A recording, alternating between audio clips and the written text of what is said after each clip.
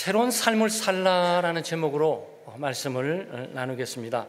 새로운 삶은 새로운 사람이 되어야 살 수 있는 겁니다.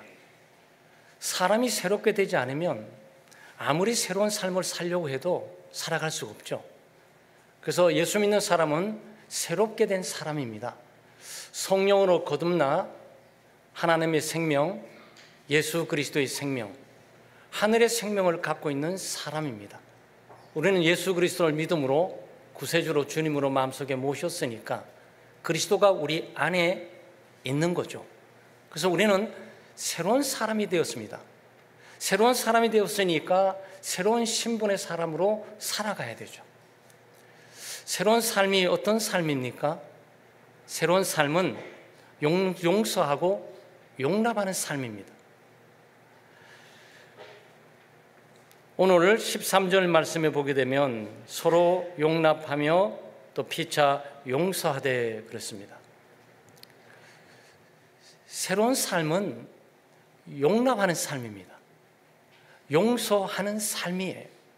서로의 부족이 있고 결점이 있고 연약함이 있는데 그것들을 지적하고 비난하고 공격하는 것은 옛날 사람이고, 옛날 사람은 이 삶에 참 익숙합니다.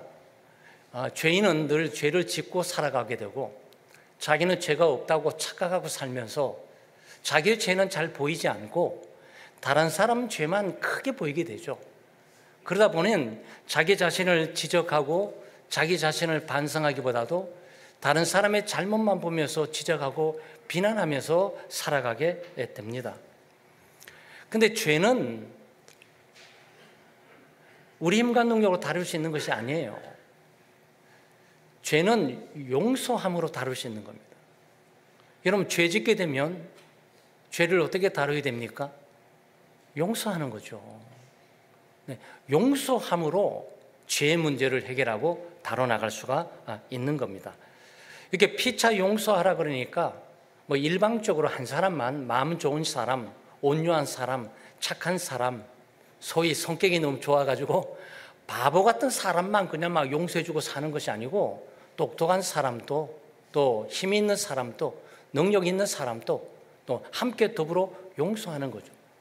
아내만 남편을 용서해 주는 것이 아니고 남편도 아내를 용서하고 용납하고 사는 거죠. 내리사랑이라고 부모만 자식을 용서하는 것이 아니고 자식도 부모를 용납하고 용서할 수가 있어야 하는 거죠. 이것이 피차라는 이 단어가 서로입니다.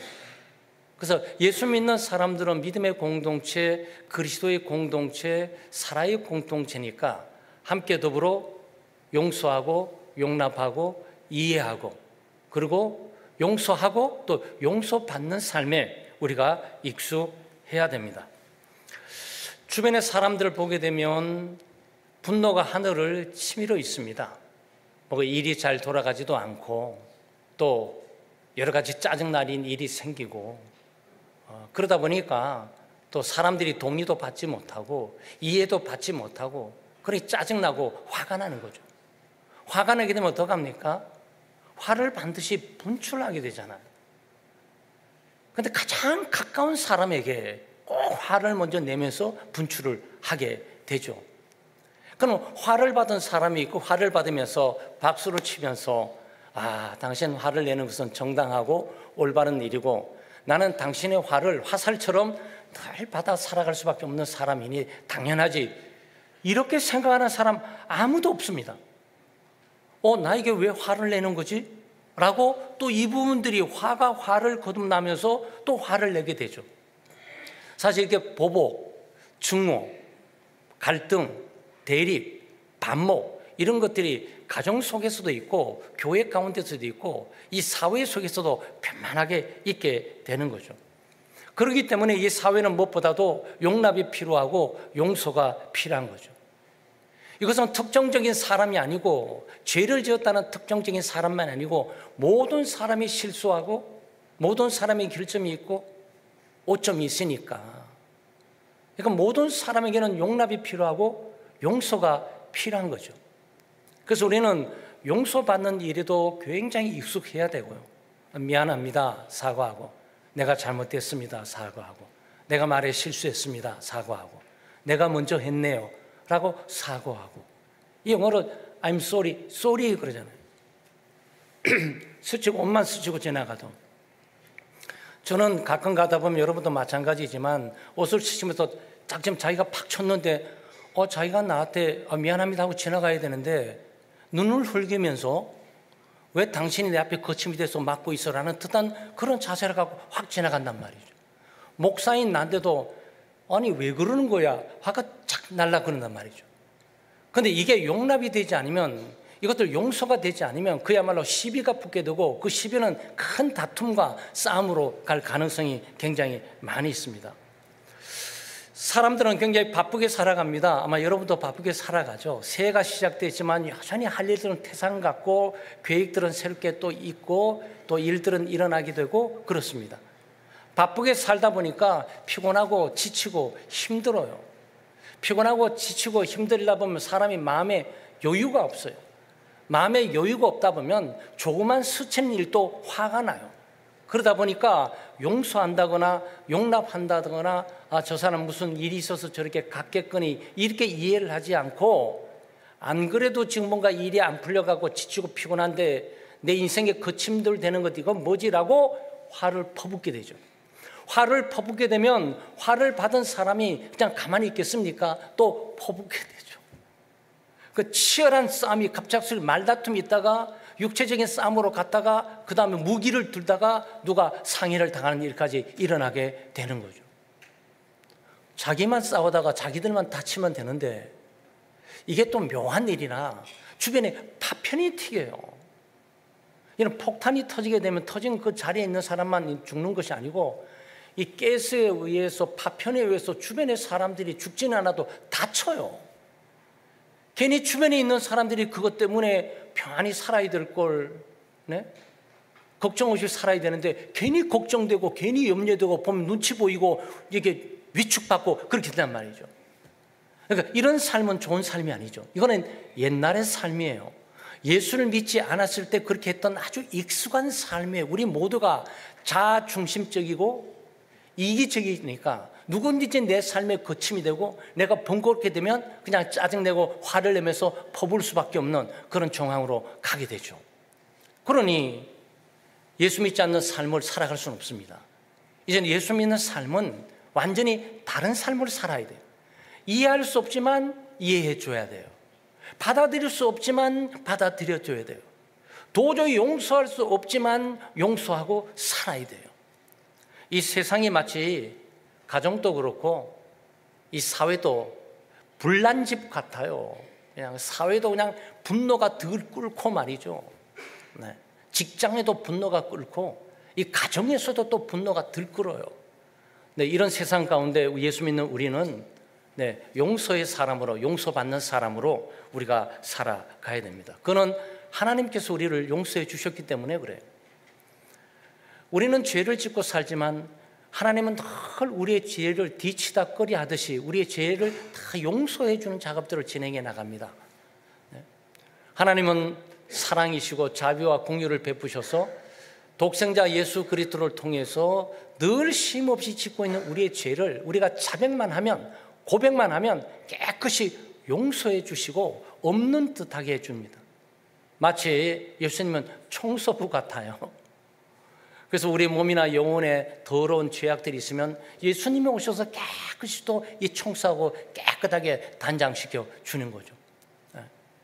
하나님도 죄를 용서해 주시고 예수 그리스도는 바로 이 우리의 죄값을 치르고 용서하기 위해서 십자가에 자기 몸을 희생하신 거죠.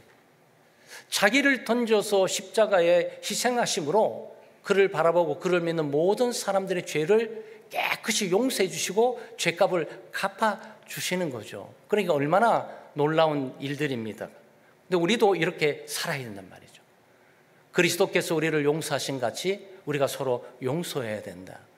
하나님이 우리를 용서해 준 것처럼 우리가 서로 용서하며 살아야 된다. 용서하는 것도 힘들지만요, 용서받는 것도 힘들어요. 용서받으려면 자존심 좀 꺾어야 돼요. 좀 잘난 체하는 거 내려내야 됩니다. 우쭐거리는 마음 좀 내려놔야 돼요. 여보, 내가 잘못했어. 얘들아 내가 실수했어. 예? 사장님은 과장님 이 과장 내가 실수한 거야. 미안해. 이렇게 좀 해야 된단 말이죠. 근데 절대 미안하단 말을 하지 않는 거죠.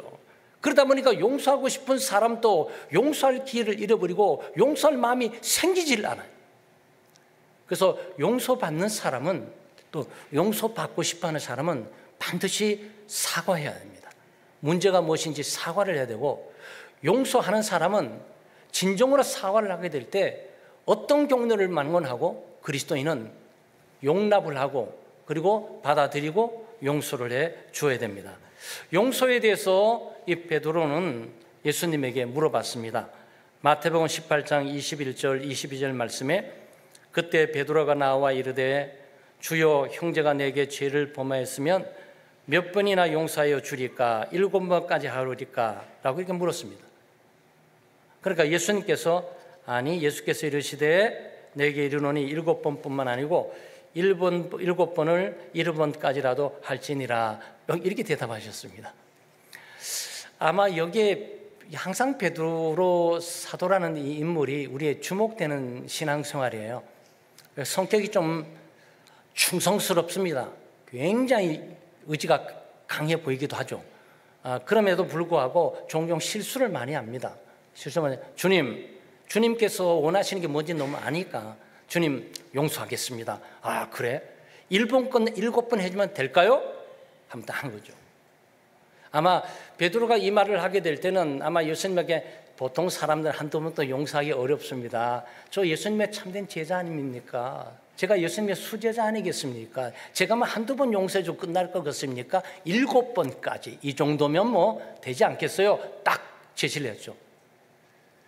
어딜 감히 주님께 딜을 하려고. 네. 예수님께 물어봤어야지. 예수님 제가 용서할 능력이 없습니다. 용서할 능력을 주세요. 이렇게 하든지. 예수님 제가 용서 안 하고 싶은데 도대체 몇 번까지 용서해 주는 것이 주님의 뜻입니까? 요걸 물어봐야지. 항상 먼저 나서요. 예수님의 생각보다도 항상 먼저 가서 자기가 모든 것들을 정리하는 어떤 내용을 하게 되죠. 그러니까 예수님께서 7번 아니야. 7번을 7번까지라도 해줘야지. 7번을 70으로 하면 얼마나 됩니까? 77이 49, 490번이에요. 한 사람이 490번 문제를 일으키기도 어렵겠어요. 여러분 인생 가운데 여러분 옆에서 가시가 되면서 여러분 인생에 시비를 걸고 또 고통스럽게 한다거나 문제를 이기는 사람이 490분이나 한 분 있으십니까? 이게 무슨 뜻일까요? 490번 하는 사람도 없거니와 490번만 하라는 게 아니라 영원히 해야 되는 것이 용서야. 언제요? 죽을 때까지 해야지. 너 죽을 때까지 너 의식이 살아있고 고백하면서 의사를 결정하는 순간까지 용서하고 살아야지. 그럼 여기 답은 없잖아요. 어떻게 사람이 그럴 수가 있습니까? 그러니까 너 힘과 능력으로 안 되니까 기도해야지. 이 말이 따라오는 거죠. 그래서 기독교 신앙은 우리 힘과 능력으로 사는 것 아니에요.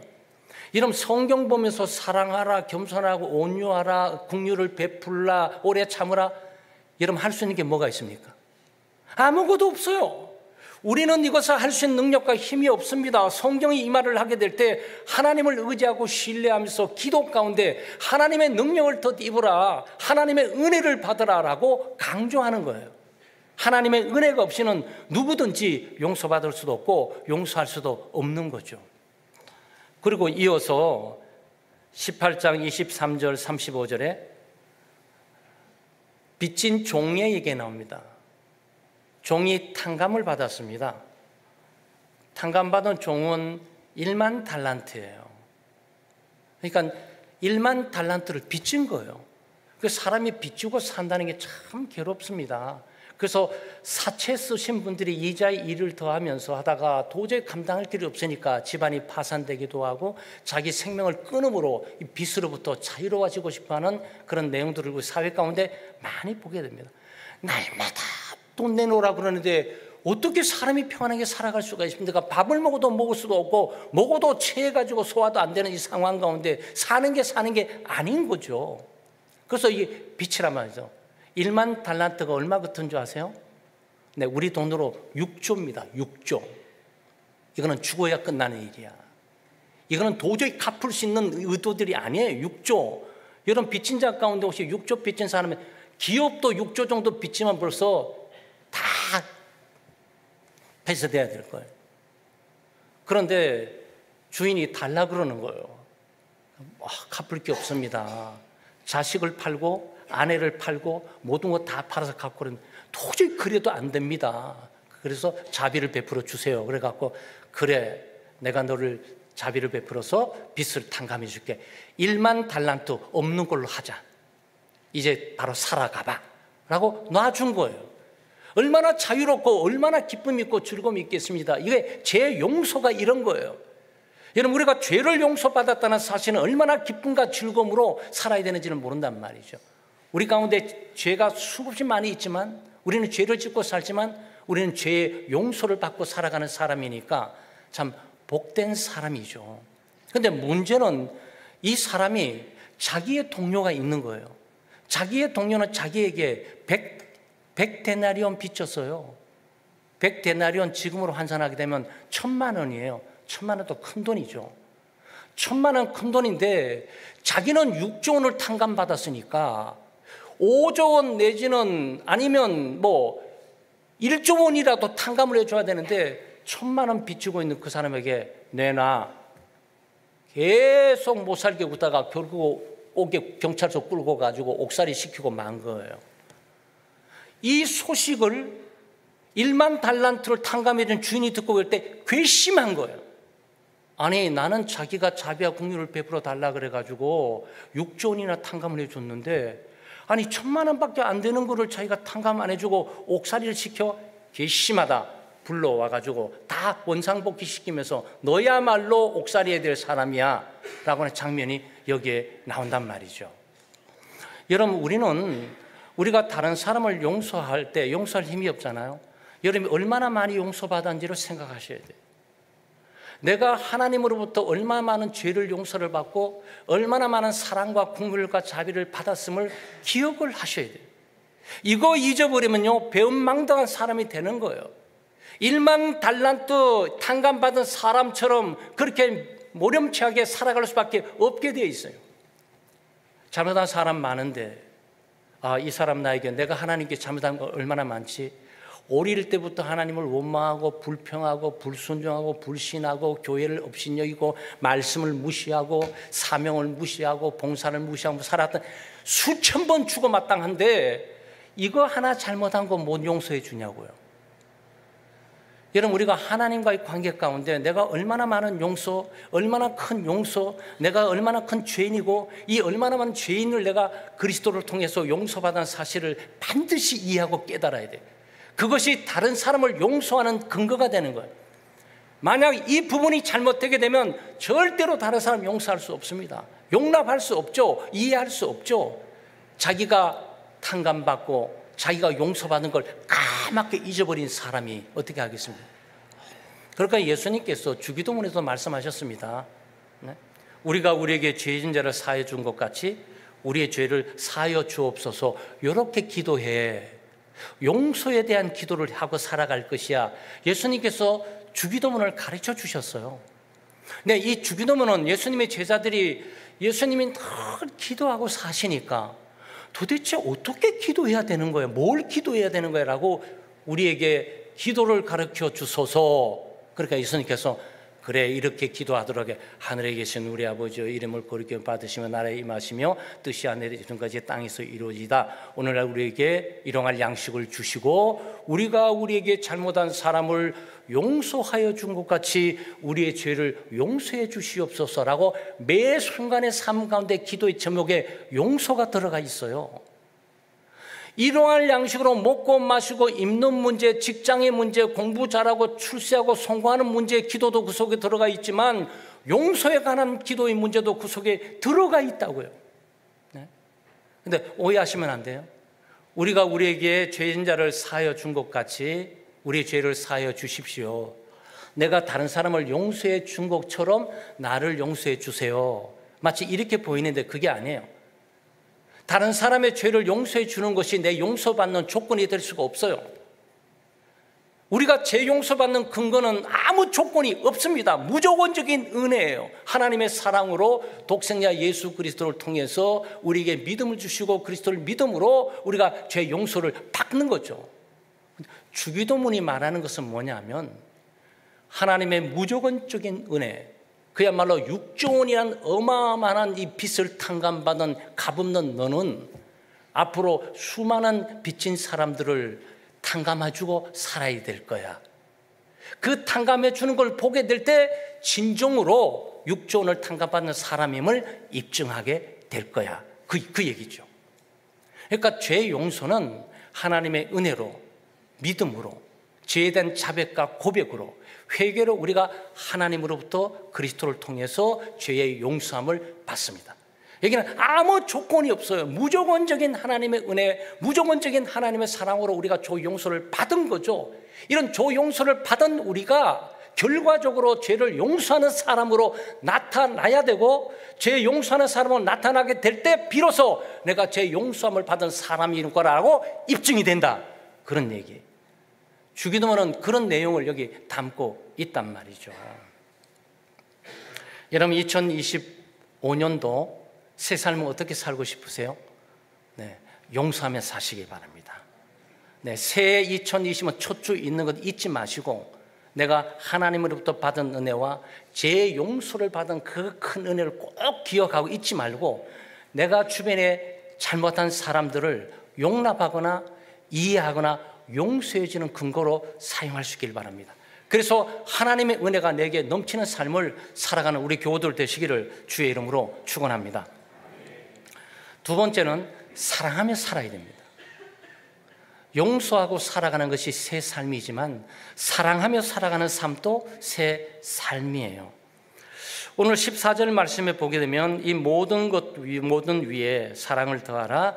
이는 온전하게 매는 띠니라. 그래서 이 모든 것 위에 사랑을 더하라. 이것들이 무슨 말이냐면은 우리가 지난번에 새로운 사람의 덕목에 대해 보지 않았습니까? 긍휼, 자비, 겸손, 온유, 오래 참음. 이것만으로 부족해. 이 위에 사랑을 더해야 될 거야. 지금 요 내용이잖아요. 그렇죠? 네. 이후에 새로운 사람을 입어라. 새 사람을 입어야 된다. 그 새 사람은 긍휼의 사람이다. 온유한 사람이다. 자비의 사람이다. 겸손한 사람이다. 오래 참는 사람이다.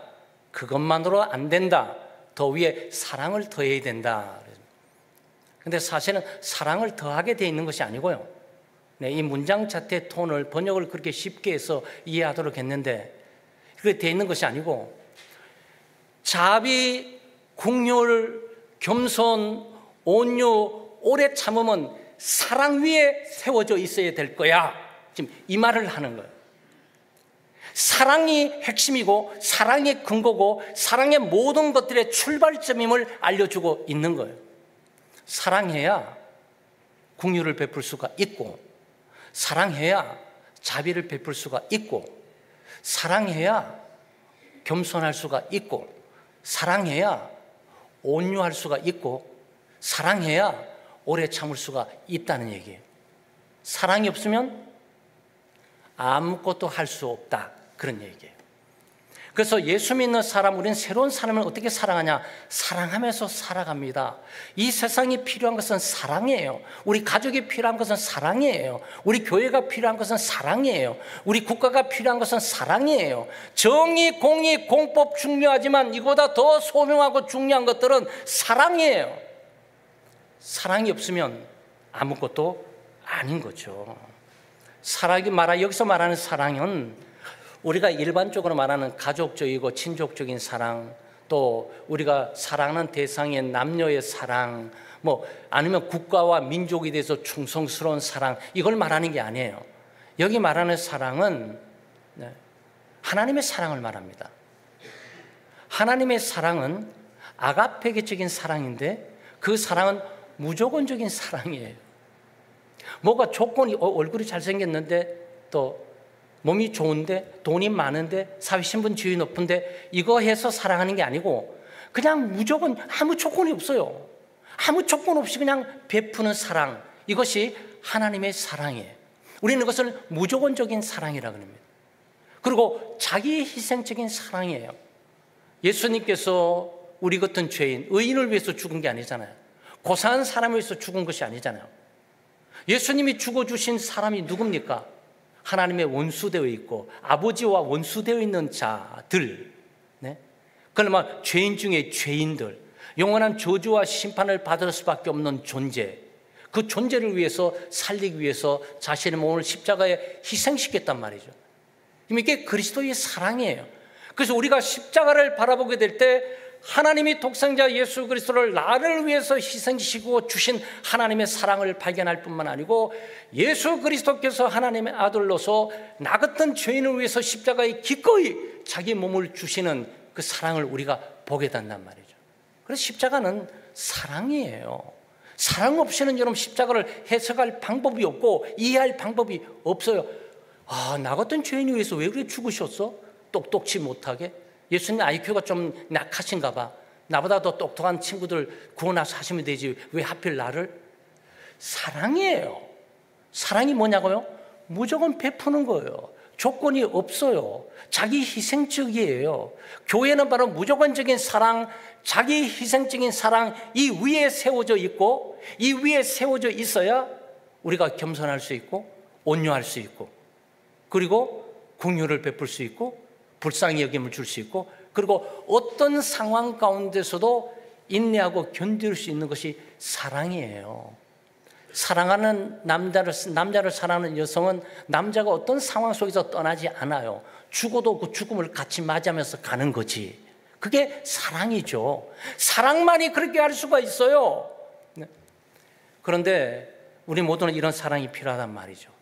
이것들을 바울 사도는 잘 결정을 하고 정의를 내려서 줬습니다. 고린도전서 13장은 여러분과 제가 잘 아는 사랑장이에요. 네, 사랑장은 늘 이렇게 우리가 읽어야 될 말씀이죠. 또 찬양, 또 사랑에 대한 찬양들을 많이 이렇게 읽어야 돼요. 예수를 믿지 않는 사람 세계는 사랑 타령 노래가 어마어마하게 많습니다. 사랑에 울고 사랑에 실패하고 사랑에 기쁘고 사랑에 패배하고 뭐 사랑이란 노래가 말이죠 어마어마하게 많아요. 되지도 않는 사랑 그거. 하나님의 사랑이 아니고는 도저히 할 수 없는 그 사랑을 인간 능력으로 하려고 하는 자체가 문제예요. 고린도전서 13장 1절 3절을 보게 되면 천사의 말을 하는 사람도 사랑이 없으면 아무 소용이 없고 방언을 할지라도 아무 소용이 없고 자기 몸을 희생하고 내줄지라도 아무 소용이 없고 그랬어요. 제가 요즘 복음성가를 들춰봤어요. 요게 빠져 있어요. 옛날 캐캐묻고 고리타분하고 누가 뺐던 모양인데 제가 볼 때는 복음성이야말로 이 가사를 집어넣고 불러야 되는 내용이죠. 우리가 천사의 말을 하는 사람도 아마 여러분 아는 분도 계시니까 한번 불러볼까요? 네, 가사 묵상을 하면서 우리가 서로 사랑하기 위해서 천사의 말을 하는 사람도 사랑 없으면 소용이 없고 심오한 진리 깨달은 자도 울리는 징과 같네. 하나님 말씀 전한다 해도 그 무슨 소용 있나. 사랑 없으면 소용이 없고 아무것도 아닙니다. 영어 표현으로 nothing, 아무것도 아니야. 돈 많은 거 아무것도 아니야. 전도 잘하는 거 아무것도 아니야. 설교 잘하는 거 아무것도 아니야. 성경 지식 많은 거 아무것도 아니야. 내 몸을 불사르게 봉사 헌신해도 아무것도 아니야. 뭐가 없으면? 사랑이 없으면. 사랑이 그렇게 중요한 거예요. 삶에서 사랑이 없으면, 인생에 사랑이 없으면, 신앙생활에 사랑이 없으면 아무것도 아니다. 여러분, 김동민 목사가 말하는 것이 아니고 성경 계시의 말씀 하나님께서 말하는 거예요. 그래서 우리는 전도를 해도 어떻게? 사랑하면서 전도. 예배를 드려서 어떻게? 하나님을 사랑하면서 예배 드리고, 봉사하면서 어떻게? 사람을 사랑하면서 봉사하고, 이 사랑으로 모든 것을 행해야 하는 거죠. 저는 청년 때부터 가장 좋아하는 찬양 하나가 이 사랑장입니다. 고린도전서 13장에 사랑은 오래 참고, 사랑은 온유하며, 사랑은 시기하지 않으며, 사랑은 자랑도 교만도 아니하고, 사랑은 모든 것 감싸주고, 모든 것을 바라고, 모든 것을 믿고, 모든 것을 참아내며, 사랑은 영원토록 변함없네. 믿음과 소망, 사랑은 그 중에 제일은 사랑이라. 저 한번 불러볼까요? 네, 우리 추억을 더듬어서 요즘 없어져가는 찬양인데,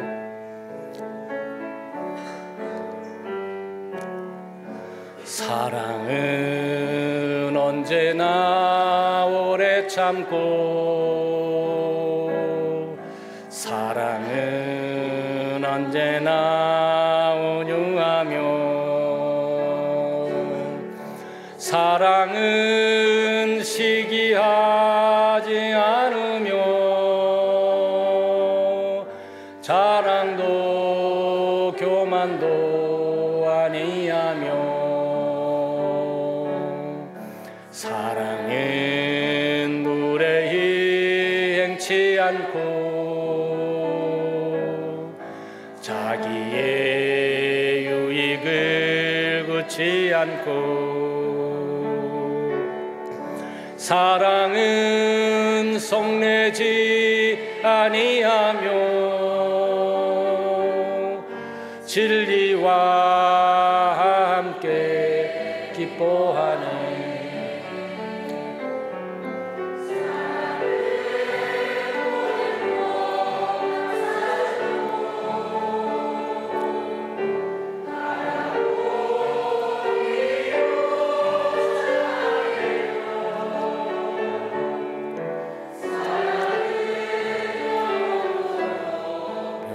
없네. 믿음과 소망과 사랑은 이 세상 끝까지 영원하며, 믿음과 소망과 사랑 중에 그 중에 제일은 사랑이라. 그 중에 제일은 사랑이라. 아멘. 네, 사랑입니다. 믿음은 보배로운 믿음이죠. 네, 우리의 죄를 용서해 주는 것은 믿음입니다. 하나님의 구원을 가지고 있는 믿음이에요. 하나님의 의를 가지고 있는 믿음입니다. 우리가 천국에 들어가는 것은 믿음이에요. 우리가 기도하면서 응답받는 것은 믿음입니다. 그런데 그보다 더 능가하는 것이 뭐라고? 사랑이라고. 소망, 우리는 죽어도 삽니다. 부활의 영광을 바라보게 되죠. 죽음을 두려워하지 않습니다. 쇠해가는 걸 두려워하지 않습니다. 시간이 지나가면서 쇠하고 낡고 해지면서 우리가 죽음으로 흙으로 돌아가도 우리는 두려워하지 않습니다. 우리는 흙으로 돌아가면서도 소망을 가지고 있죠. 예수 그리스도의 재림의 그날 우리는 영광된 부활의 몸으로 썩지 않고 더럽지 않고 죄에 물들지 않고 영향을 받지 않고 시간과 공간을 초월한 하나님의 나라에 영원히 살 수 있는 몸으로 더듬는 것이기에 우리는 소망이 있죠. 이 소망 때문에 교회는 든든히 서고 흔들림이 없고 수많은 박해 가운데서도 견뎌 나왔죠. 그렇지만 이보다 더한 것이 뭐라고요? 사랑이라고. 사랑. 여러분, 2025년도 우리가 새 삶을 어떻게 살아갈 것입니까? 아마 이런 분주하게 계획하시고 할 일 생각하고 여러 가지 일도 있지만 의무와 책임을 감당할 것도 있지만 우리가 용서하며 살아야 되겠다. 나는 사람들을 용서하고 이해하고 살아야 되겠다. 그리고 나는 사랑하고 살아야 되겠다. 그 사랑을 하나님을 사랑하고 살아야 되는데 하나님 사랑하는 것은 예배를 통해서 나는 나타난다. 예배를 통해서 나는 보이지 않는 하나님을 가장 사랑하는 것을 나는 내 온 힘과 마음과 정성과 뜻을 다해서 나는 표현하고 살 거야 라고 고백할 수 있길 바라고, 나는 우리 교우들뿐만 아니고 목장원들뿐만 아니고 우리의 가족들, 직장 동료들을 나는 사랑하고 살 거야. 어떤 상황 속에 있을지라도 이 사랑을 내가 섬김으로 표현하면서 살아갈 거야 라고 다짐하고 결단하는 여러분 되시기를 주의 이름으로 축원합니다.